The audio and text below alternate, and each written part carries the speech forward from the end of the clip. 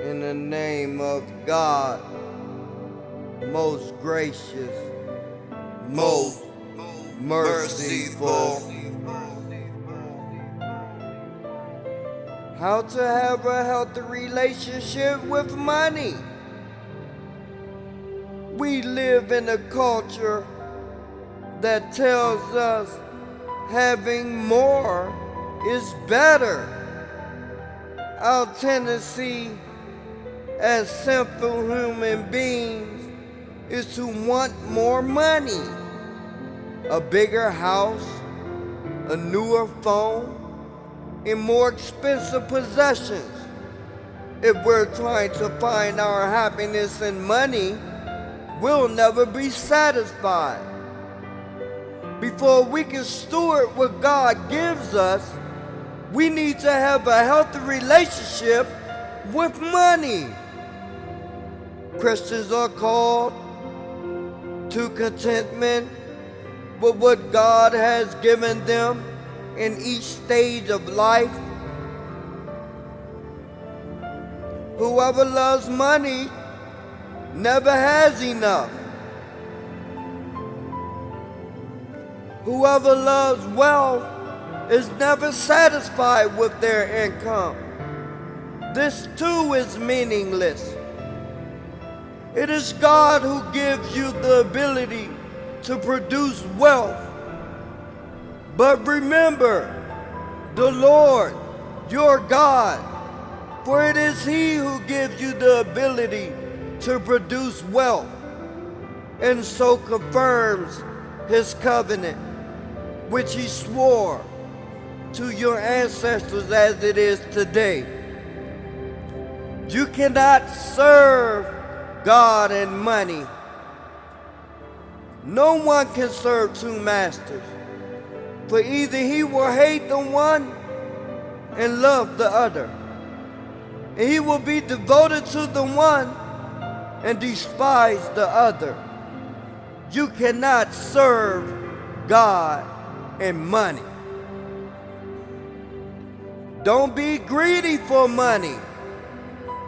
Be shepherds of God's flock that is under your care, serving as overseers, not because you must, but because you are willing, as God wants you to be, not greedy for money, but eager to serve.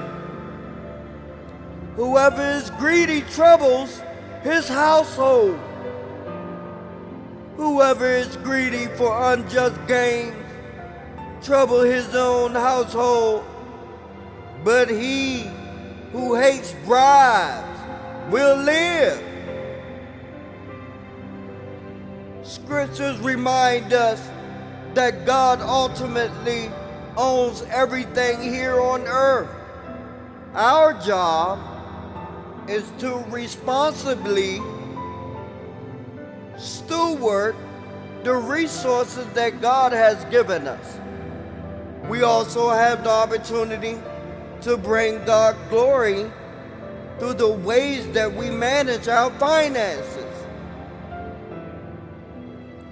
Dishonest money dwindles away, but whoever gathers money little by little makes it grow.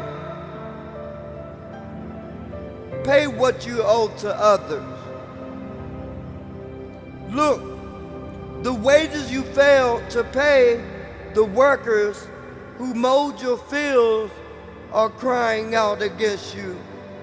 The cries of the harvest have reached the ears of the Lord Almighty. You have lived on earth in luxury and self-indulgence.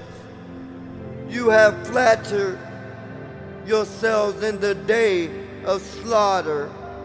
You have condemned and murdered the innocent one who was not opposing you.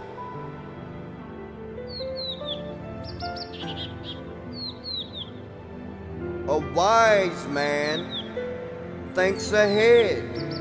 A fool doesn't, and even brags about it.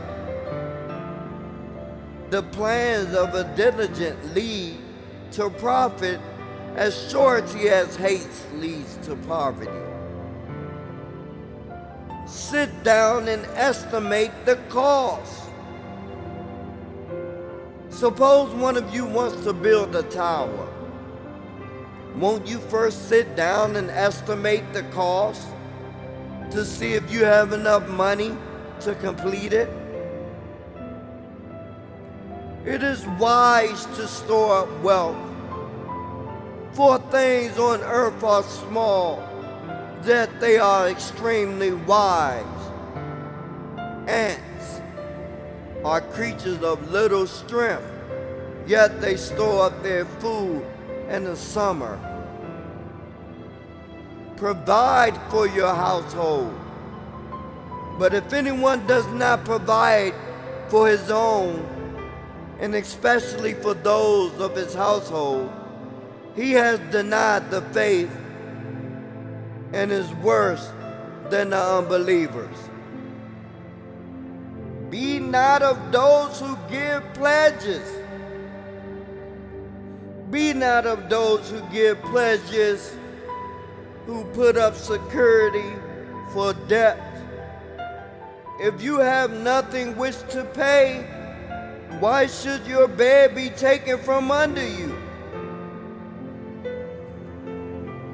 God calls us to live generously through tithes and offerings, to remind us of God's sovereignty, ownership of all we have. Now this I say, he who sows sparingly will also reap sparingly, and he who sows bountifully will also reap bountifully.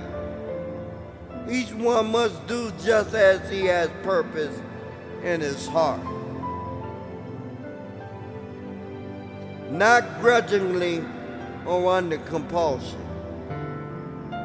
For God loves a cheerful giver, and God is able to make all grace abound to you, so that always having all sufficiency in everything, you may have an abundance for every good deed. And may the peace and blessings of God be amongst us all. Amen. Amen. Amen. Amen. Amen.